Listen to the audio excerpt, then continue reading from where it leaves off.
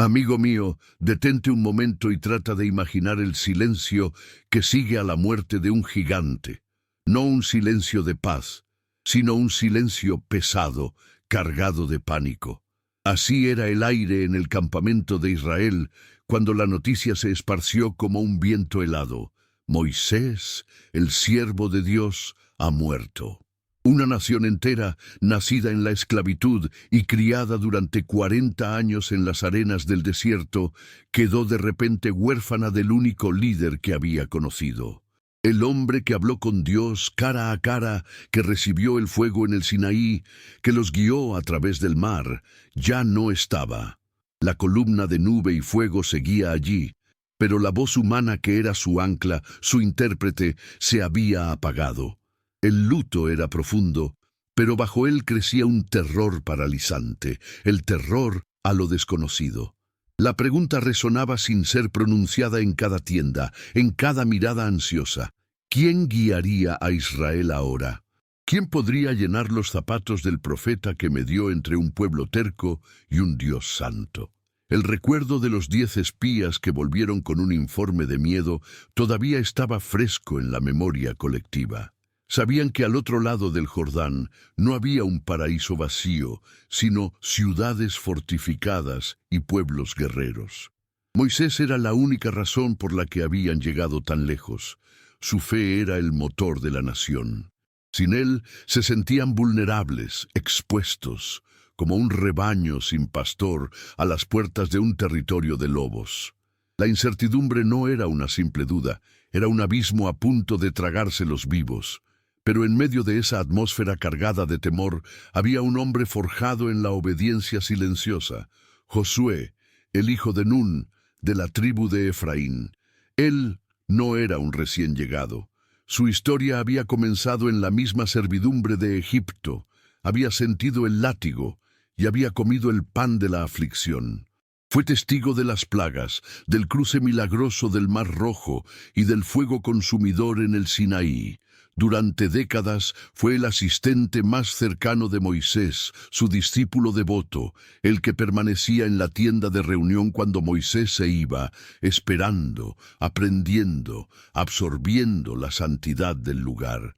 Su grandeza no nació en un trono, sino en un servicio fiel y humilde, una lección eterna para nuestras propias vidas. El carácter de Josué ya había sido probado en el crisol. Lo vimos por primera vez como un comandante valiente, elegido por Moisés para liderar la batalla contra los amalecitas, logrando la victoria mientras Moisés oraba en la colina. Y de manera crucial, lo vimos como uno de los 12 espías enviados a Canaán. Mientras 10 volvieron con un informe que congeló el corazón de la nación, hablando de gigantes y de imposibilidad, Josué y Caleb se levantaron. Rasgaron sus vestiduras, no de miedo, sino de indignación por la falta de fe del pueblo. Su voz tronó con una confianza nacida de la experiencia. Si Dios se agrada de nosotros, Él nos llevará a esa tierra. No tengan miedo de ellos, porque nosotros los devoraremos. Fue a este hombre, a este siervo probado, que Dios le habló. No a través de un intermediario, no en un sueño confuso. La voz del Creador resonó en su espíritu, clara y directa, no con la distancia de un rey inalcanzable, sino con la cercanía de un mentor que conoce cada una de tus cicatrices y cada uno de tus temores. Moisés, mi siervo, ha muerto. La frase era una confirmación, un cierre de capítulo, una orden para mirar hacia adelante. No había tiempo para un luto prolongado. La promesa estaba en movimiento y no esperaba a nadie. Era el momento de la transición, el instante en que el manto invisible del liderazgo era transferido por la mano soberana de Dios. Y entonces llegó la instrucción, directa, inequívoca, monumental. Ahora pues, levántate y cruza este Jordán, tú y todo este pueblo, a la tierra que yo les doy a los hijos de Israel. Imaginan, amigo mío, el peso y la gloria de esas palabras. Levántate. Era un llamado a salir de la sombra del duelo, a erguirse sobre el miedo colectivo y asumir su lugar. Cruza este Jordán.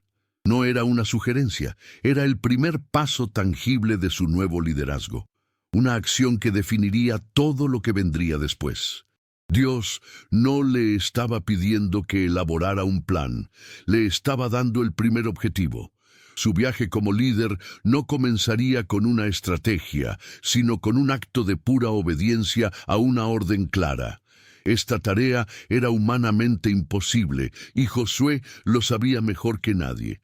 La tierra prometida no era un campo vacío, esperando ser reclamado. Estaba llena de ciudades fortificadas, con murallas que parecían tocar el cielo, de pueblos con ejércitos temibles y carros de hierro, de los mismos gigantes, los hijos de Anac, que habían hecho temblar el corazón de una generación entera 40 años atrás. Él iba a liderar a un pueblo de antiguos esclavos, nacidos y criados en el desierto contra naciones guerreras establecidas. Cada fibra de la lógica humana gritaba que era un suicidio, una misión destinada al fracaso. La carga no era solo la de un pueblo, sino la de enfrentar un continente hostil. Pero la promesa de Dios, amigo mío, siempre es más grande que el problema. Y la garantía divina vino como un bálsamo para el alma de Josué, un susurro poderoso capaz de acallar cualquier tormenta interior. Así como estuve con Moisés, estaré contigo. ¡Qué declaración tan increíble! Esa era la clave de todo. Su éxito no dependería de su habilidad, sino de la presencia. No te dejaré ni te desampararé. Solamente esfuérzate y sé muy valiente. Esta no era una simple frase de ánimo, era un mandato divino para activar una fuerza que no era suya, sino de lo alto. El viaje de Josué comenzaba con esta certeza. No caminaba solo. Llevaba en su corazón una promesa que tenía el poder de mover montañas. El primer gran obstáculo que encontraron no fue una muralla de piedra, sino una barrera de agua furiosa e indomable. El río Jordán, en plena temporada de la cosecha, se había desbordado por todas sus orillas, transformándose en un torrente violento y lodoso que arrastraba todo a su paso. Para la mente de cualquier estratega, el cruce era impensable, especialmente liderando a una nación entera con mujeres, niños, ancianos y ganado. Era una barrera física imponente, un muro líquido que parecía gritarles: «Hasta aquí habéis llegado». La promesa estaba al otro lado, tan cerca y a la vez tan inalcanzable. Este río embravecido era la primera prueba tangible de la promesa que Dios le había hecho a Josué. Pero esta barrera representaba mucho más que un problema logístico. Era una barrera profundamente simbólica. Para la nueva generación de israelitas, aquellos que solo habían oído las historias de sus padres sobre el Mar Rojo, este era su momento de la verdad. ¿Era el Dios de la historia también el Dios de su presente? ¿O los milagros habían muerto con Moisés? La duda flotaba en el aire, tan densa y pesada como la humedad que emanaba del río. El Jordán crecido era el eco de su propio miedo, de su propia incredulidad. Cruzarlo no solo significaba entrar en Canaán, significaba dejar atrás para siempre el espíritu del desierto y abrazar una fe propia, una fe nacida de la experiencia. En este primer gran acto como líder supremo, Josué demostró dónde residía su confianza. No convocó a un consejo de guerra para debatir estrategias humanas. No envió exploradores para buscar un vado o ingenieros para que diseñaran puentes o balsas. Él se detuvo. Silenció las voces del pánico a su alrededor y escuchó la única voz que importaba, la instrucción divina. Su liderazgo no se basaba en la democracia de opiniones, sino en la monarquía de la revelación. Comprendió que el primer paso hacia la tierra prometida no era un paso físico, sino un paso de sumisión, esperando la estrategia del cielo para un problema terrenal. La estrategia que Dios le reveló era para la mente humana una auténtica locura, un acto de fe radical. Ordenó que los sacerdotes, llevando sobre sus hombros el arca del pacto, el cofre sagrado que representaba el trono mismo y la presencia de Dios en medio de ellos, debían encabezar la marcha. No el ejército, no los guerreros, sino los portadores de la santidad. Y su instrucción era caminar directamente hacia las aguas turbulentas y detenerse en ellas. Era un plan que desafiaba toda lógica de autopreservación, una orden que ponía a los líderes espirituales en la posición de mayor riesgo aparente. La victoria no vendría por la espada, sino por la santidad. Imagina la escena, amigo mío. La nación entera observa en un silencio sobrecogedor mientras los sacerdotes avanzan. No se les pidió esperar a que el milagro ocurriera para después avanzar. Se les pidió caminar dentro de su imposibilidad. El milagro estaba condicionado a su obediencia. El poder de Dios se desataría solo después de que ellos dieran el primer paso de fe. En el preciso instante en que las plantas de los pies de los sacerdotes tocaron el borde del agua, ese fue el detonante. Ese simple acto de contacto, de fe tangible, fue la llave que abrió los cielos. Es una lección eterna. A menudo Dios espera que pongamos nuestros pies en las aguas de nuestro miedo antes de mostrarnos el camino. Y en ese momento, la física del universo pareció rendirse ante su creador. Las aguas que venían de arriba dejaron de fluir, deteniéndose y amontonándose como una muralla líquida a una gran distancia, mientras que las que iban hacia el mar se cortaron por completo. Un camino seco apareció en medio del caos. El pueblo entero pudo cruzar, viendo con sus propios ojos el poder de su Dios. Y en el centro de todo, los sacerdotes permanecieron firmes sobre la tierra seca en medio del Jordán, sosteniendo el arca, hasta que el último israelita hubo cruzado a salvo. Ellos eran el pilar que contenía las aguas, un símbolo de que es la presencia de Dios en medio de nosotros lo que detiene las inundaciones de la vida. Pero Dios sabía que la memoria humana es frágil. Para que este acto de poder divino jamás fuera olvidado, Josué, siguiendo la instrucción divina, ordenó que 12 hombres, uno de cada tribu, volvieran al lecho seco del río. Debían tomar 12 piedras, no pequeñas, sino piedras que pudieran cargar sobre sus hombros, del lugar exacto donde los sacerdotes habían estado firmes. Estas piedras no eran un simple trofeo de conquista. Eran un ancla para la memoria colectiva, un altar tangible y perpetuo. Debían erigirlas como un memorial en el lugar donde acamparan esa noche, un testimonio visible y palpable de lo imposible hecho posible. El propósito de este memorial era profundo y trascendente. Dios le dijo a Josué que cuando, en el futuro, sus hijos y sus nietos preguntaran con curiosidad, ¿qué significan estas piedras? Los padres no debían dar una respuesta vaga. Debían contar la historia con detalle. Las aguas del Jordán se dividieron delante del arca del pacto del Señor. Y estas piedras serán un memorial para el pueblo de Israel para siempre. El liderazgo de Josué fue sellado y exaltado ese día a los ojos de todo Israel, quienes vieron que Dios estaba con él como había estado con Moisés. Y la nación aprendió que la fe no es un sentimiento sino un recuerdo activo de la fidelidad de Dios, un recuerdo que se debe transmitir de generación en generación. Una vez cruzado el Jordán, se encontraron oficialmente en la tierra del enemigo y frente a ellos se alzaba el primer y más legendario obstáculo, la ciudad de Jericó. No era una aldea cualquiera, era una ciudad-estado poderosa, una fortaleza estratégica, conocida en toda la región por sus murallas dobles, tan anchas y altas que se decía que eran impenetrables y que se podían correr carros sobre ellas.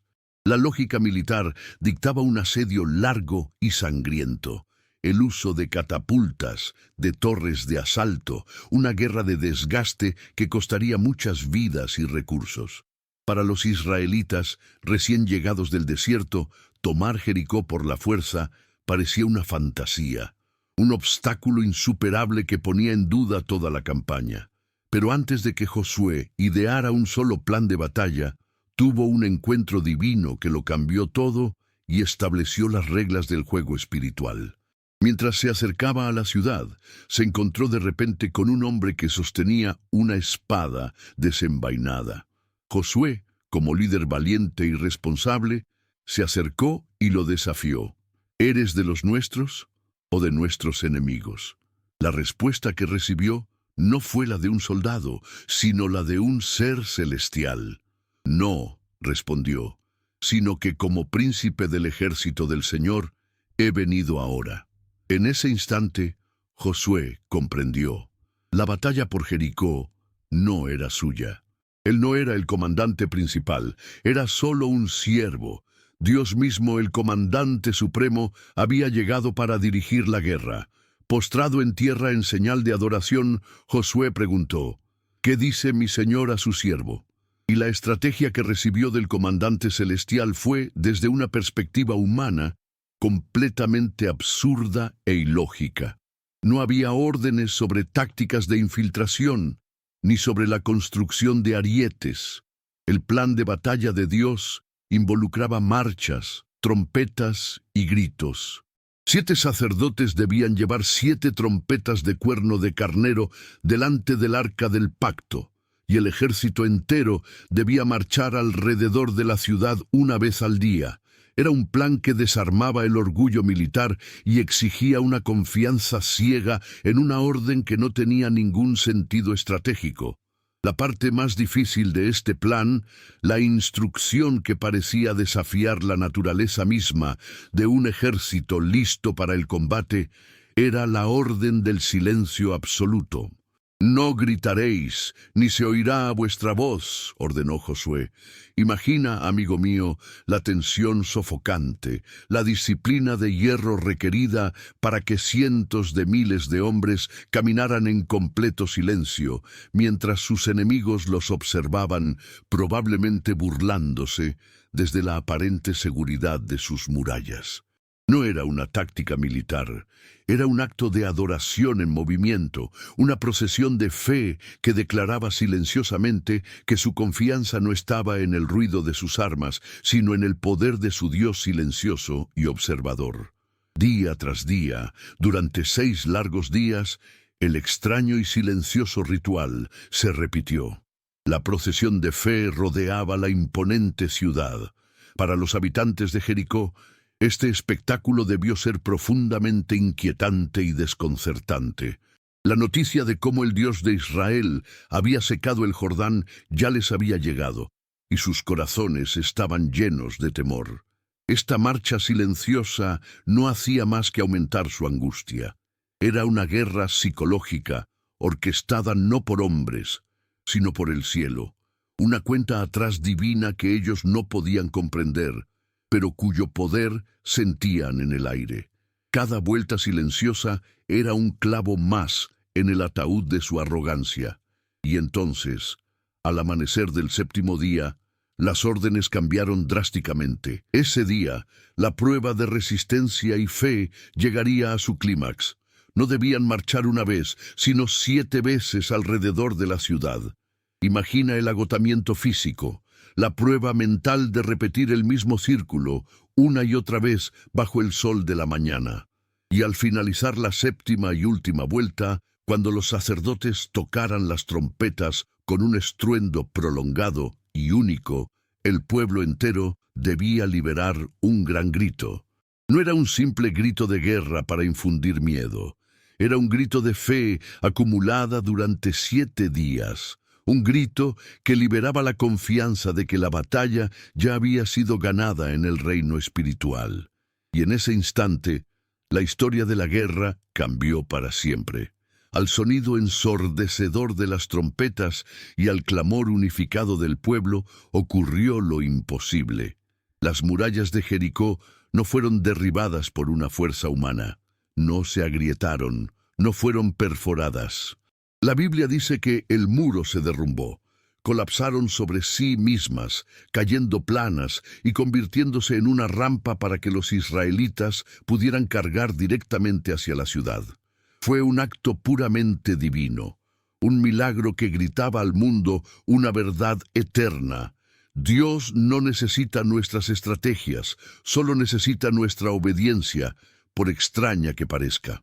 La caída de Jericó fue una lección fundamental para Israel y para todas las generaciones futuras. La victoria no pertenecía a su ejército, sino enteramente a Dios. Fue una demostración clara de que las batallas más importantes de la vida no se ganan con la fuerza del brazo o la agudeza de la mente, sino con la sumisión del corazón. Al utilizar un método que parecía absurdo, Dios se aseguró de que ninguna persona pudiera jactarse de su propio poder. Josué no conquistó Jericó. Fue el humilde canal para que Dios demostrara que ninguna fortaleza, ninguna muralla, ningún obstáculo en nuestra vida puede resistir cuando su pueblo camina en obediencia y se atreve a gritar con fe. Amigo mío, es muy fácil idealizar a los héroes de la fe, ponerlos en un pedestal de perfección inalcanzable. Pero la Biblia, en su honestidad brutal y divina, nos muestra sus cicatrices, sus tropiezos y sus fracasos, no para disminuir su figura, sino para darnos esperanza en medio de nuestra propia humanidad imperfecta.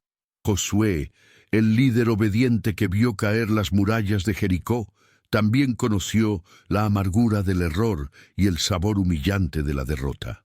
Y fue precisamente en esas sombras, en esos valles de fracaso, donde su carácter se forjó con el acero de la humildad y la integridad, enseñándonos lecciones tan valiosas como las de sus más grandes victorias. Tras el triunfo milagroso en Jericó, la confianza de Israel estaba por los cielos. Se sentían invencibles. La siguiente batalla era contra la pequeña y aparentemente insignificante ciudad de Jai. Tan seguros estaban que enviaron solo una pequeña fracción del ejército. Pero lo que esperaban que fuera una victoria fácil se convirtió en una catástrofe. Fueron humillantemente derrotados y puestos en fuga, y 36 hombres de Israel murieron. El golpe fue devastador. El corazón del pueblo se derritió y se volvió como agua. La moral que había subido hasta el cielo con la caída de Jericó se desplomó hasta el polvo del suelo. El pánico y la desesperación se apoderaron de la nación. Josué, con el corazón roto y sus vestiduras rasgadas en señal de duelo y angustia, se postró rostro en tierra ante el arca del pacto y clamó a Dios. Su oración no era una queja, sino una búsqueda desesperada de respuestas. Él no dudaba del poder de Dios, pero entendía una verdad espiritual profunda que a menudo olvidamos. Sin santidad y obediencia total en el campamento, no puede haber victoria en el campo de batalla. La derrota no había sido causada por una debilidad militar, sino por una contaminación espiritual, por un pecado escondido en medio de ellos que había roto su comunión con Dios. La respuesta de Dios fue directa y terrible. Israel ha pecado. Un solo hombre, de nombre Acán, de la tribu de Judá, había desobedecido la orden divina y había codiciado parte del botín consagrado o maldito de Jericó. A escondidas había tomado un manto babilónico, plata y un lingote de oro y los había enterrado bajo su tienda. Su codicia personal, su pecado secreto, había traído la derrota y la vergüenza a toda una nación. Es una lección dolorosa y solemne.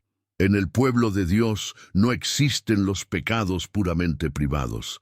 La desobediencia de un solo miembro puede afectar la salud y el poder de todo el cuerpo. El pecado tuvo que ser expuesto y erradicado para que la presencia de Dios volviera a pelear por ellos. Más adelante en su camino, Josué y los líderes de Israel enfrentaron otra prueba crucial, no en el campo de batalla, sino en la tienda de consejo, una prueba de discernimiento y dependencia de Dios. Los gabaonitas, una confederación de ciudades cananeas que vivían cerca, estaban aterrorizados por las victorias de Israel y sabían que estaban sentenciados a la destrucción. Así que tramaron un astuto engaño. Enviaron embajadores con ropas viejas y raídas, con odres de vino rotos y pan seco y mohoso, fingiendo venir de una tierra muy lejana para pedir un tratado de paz, una alianza. Su actuación fue magistral, una mentira cuidadosamente construida, y Josué, junto con los príncipes de la congregación, esta vez cometieron un error crítico que los marcaría para siempre. Examinaron las pruebas, escucharon el testimonio, aplicaron la lógica humana, pero se olvidaron del paso más importante. No consultaron a Dios. Creyeron lo que vieron sus ojos y lo que oyeron sus oídos, y engañados hicieron un pacto de paz con ellos, un tratado solemne ratificado con un juramento en el nombre del Señor. Solo 3 días después, cuando avanzaban en su campaña, descubrieron con estupor la verdad. Habían sido engañados por sus propios vecinos, un pueblo al que Dios les había ordenado destruir por completo. El pueblo, al descubrir el engaño, murmuró con enojo contra sus líderes, sintiéndose traicionados y burlados. La situación era increíblemente tensa. Pero en ese momento de crisis, Josué demostró que era un hombre de una integridad inquebrantable, incluso cuando estaba en el lado equivocado de un error. A pesar del engaño, a pesar de su propia falla al no buscar la guía divina, un juramento hecho en el nombre del Señor era sagrado y no podía romperse. Romperlo sería una ofensa grave contra Dios.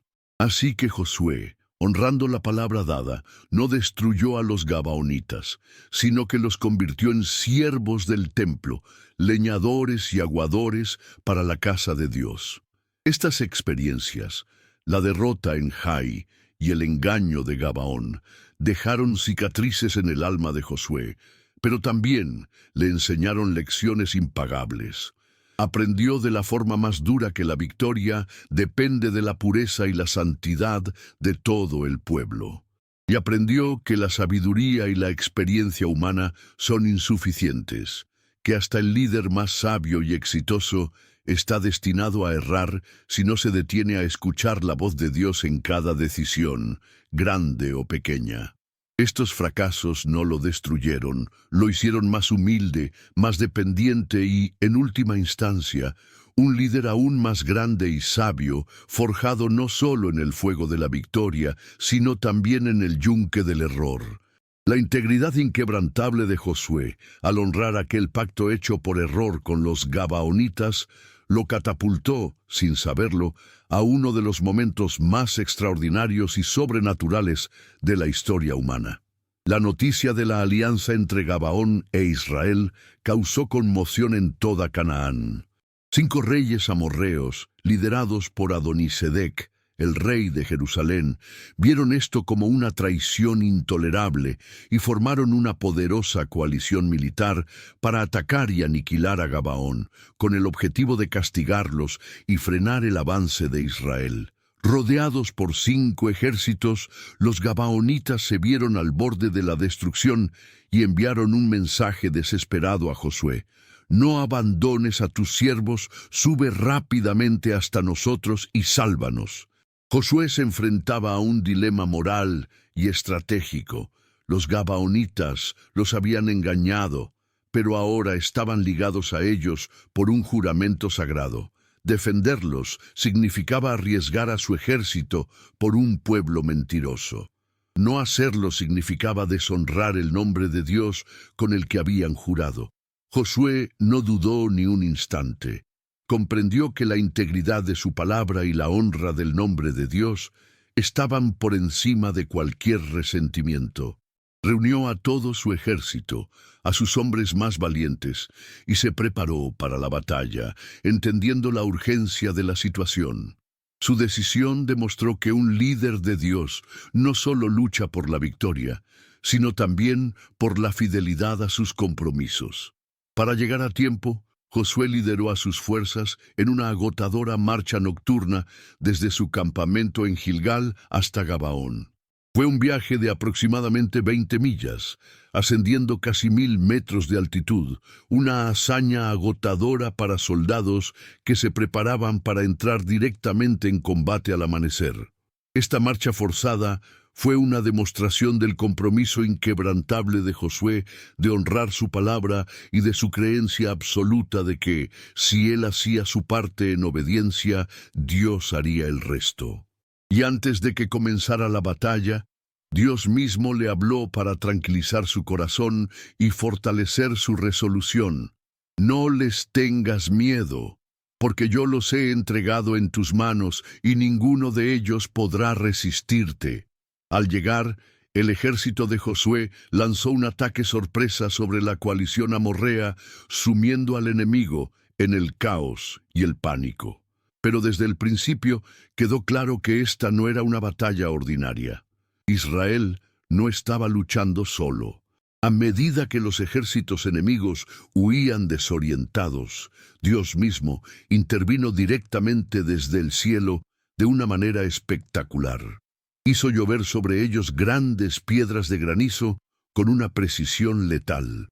Y la Biblia hace una anotación asombrosa. Murieron más enemigos por el granizo celestial que por las espadas de los soldados israelitas. Dios estaba demostrando que la batalla era suya y que usaba armas que ningún ejército terrenal podía igualar.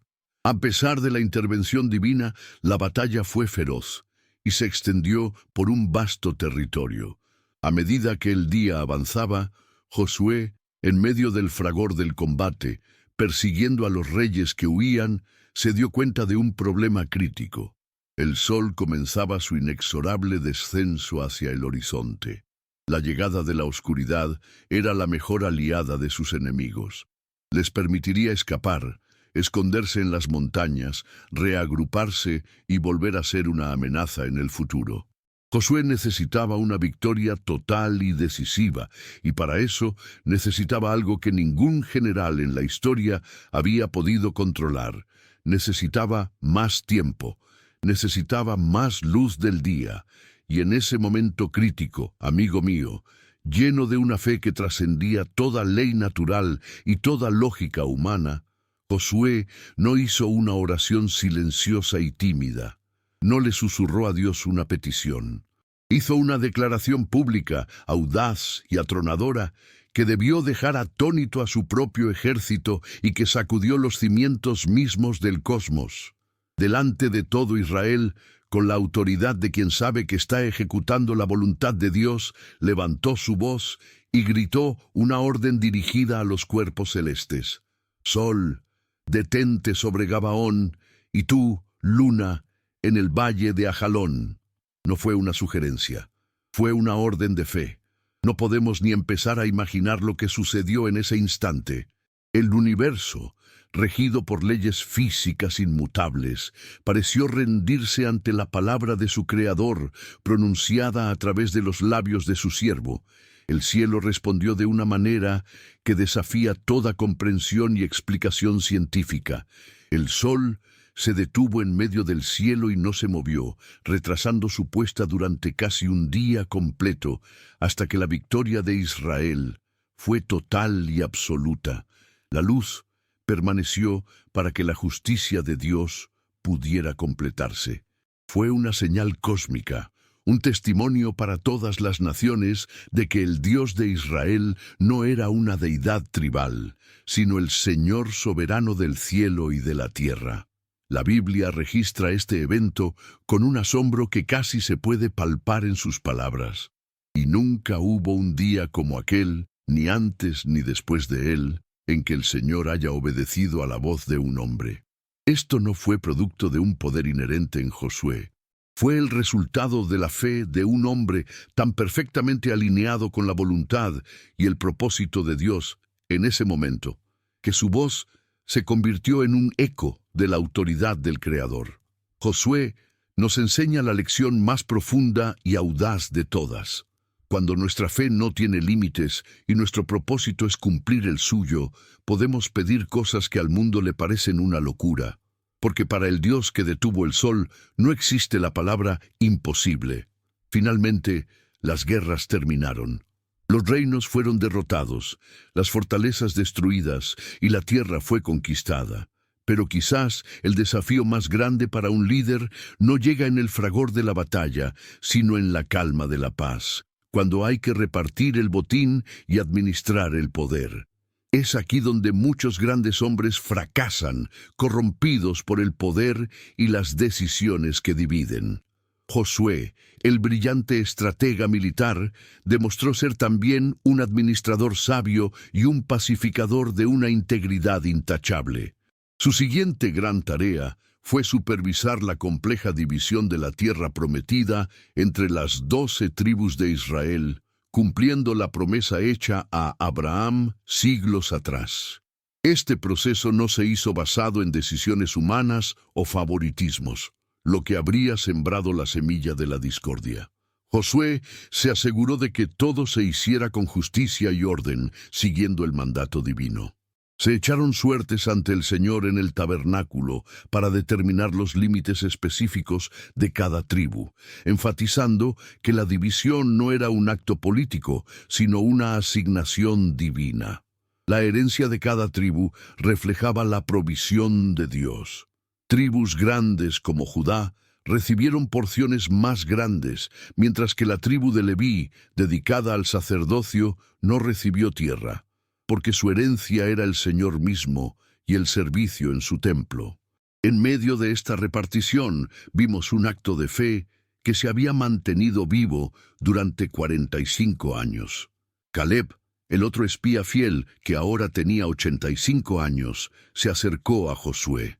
Le recordó la promesa que Moisés le había hecho por su fidelidad, el derecho a heredar la tierra que él mismo había pisado. Con una fuerza y una confianza que desafiaban su edad, valientemente solicitó la región montañosa de Hebrón, el lugar donde todavía vivían los anaseos, una raza de gigantes. Tal vez el Señor esté conmigo, dijo, y los expulsaré tal como el Señor ha dicho. Josué lo bendijo y le dio Hebrón, un poderoso recordatorio de que la fidelidad a Dios, sin importar cuánto tiempo pase, siempre es recompensada. El propio Josué fue el último en recibir su herencia. Él, que como líder supremo podría haber reclamado para sí la mejor porción de tierra, la más fértil o la más estratégica, esperó humildemente a que todos los demás estuvieran asentados. A petición suya le dieron la pequeña ciudad de Timnat Será, en la región montañosa de Efraín. No era una ciudad grande ni rica, era un lugar sencillo. Este acto final de liderazgo resume su vida entera. No buscaba recompensas terrenales ni su propio beneficio. Su mayor tesoro, su más grande recompensa, era haber cumplido el propósito de Dios para su vida. Fue, hasta el final, un líder servidor. Pero el tiempo pasó. Las tiendas se convirtieron en casas, el desierto en campos fértiles, y con la paz y la prosperidad, el corazón humano, tan propenso al olvido, comenzó a debilitarse. Una nueva generación creció, una que no conocía la amargura de la esclavitud en Egipto, que no había visto los milagros del desierto ni el cruce del Jordán. Comenzaron a mezclarse con las naciones paganas restantes, a mirar con curiosidad sus ídolos y a olvidar la fuente de todas sus bendiciones. Josué, ya anciano y lleno de las cicatrices del alma y del cuerpo, vio estas peligrosas señales y supo que debía librar una última batalla, no con la espada, sino con el poder de la palabra y el testimonio. Convocó a todo Israel en Siquem, un lugar de gran significado histórico. Allí, con la autoridad de un patriarca a punto de partir, les recordó su historia. No fue una charla nostálgica, fue una advertencia apasionada. Les recordó cómo Dios los había sacado de Egipto, cómo había luchado por ellos, cómo les había dado una tierra por la que no trabajaron y ciudades que no construyeron. Les recordó cada milagro, cada liberación, cada acto de asombrosa fidelidad de Dios. Y luego los confrontó directamente. Quitad, pues, ahora los dioses ajenos que hay entre vosotros, e inclinad vuestro corazón al Señor, Dios de Israel. Y entonces, en ese lugar sagrado, les entregó su legado más importante, su desafío final, no como una orden impuesta, sino como una elección personal e ineludible que resonaría por toda la eternidad. Se puso de pie, y con la autoridad moral de una vida vivida en coherencia, miró a los ojos a la nación y declaró: «Y si mal os parece servir al Señor, escogeos hoy a quien sirváis, pero yo y mi casa serviremos al Señor». No fue un susurro, fue una espada que cortó de tajo toda indecisión y mediocridad espiritual. No estaba buscando el consenso ni los aplausos. Era la declaración de principios de un hombre cuya vida entera había sido un testimonio constante de esa misma elección diaria. Josué murió a la edad de 110 años, un siervo fiel hasta su último aliento, y fue enterrado en su humilde heredad. Y la Biblia nos da un testimonio increíble. Durante toda su generación, y la de los ancianos que le sobrevivieron y que habían visto las obras de Dios, Israel sirvió al Señor. Su legado fue una generación de fidelidad. No fue Moisés, no partió el mar, pero cruzó el Jordán, derribó murallas con fe, detuvo el sol, y lo más importante, no se desvió ni a la derecha ni a la izquierda del mandato de su Dios. Su vida nos hace una pregunta directa a cada uno de nosotros, amigo mío. ¿Has visto y has oído lo que Dios puede hacer? Ahora, ¿a quién vas a servir? Porque esa decisión define tu eternidad.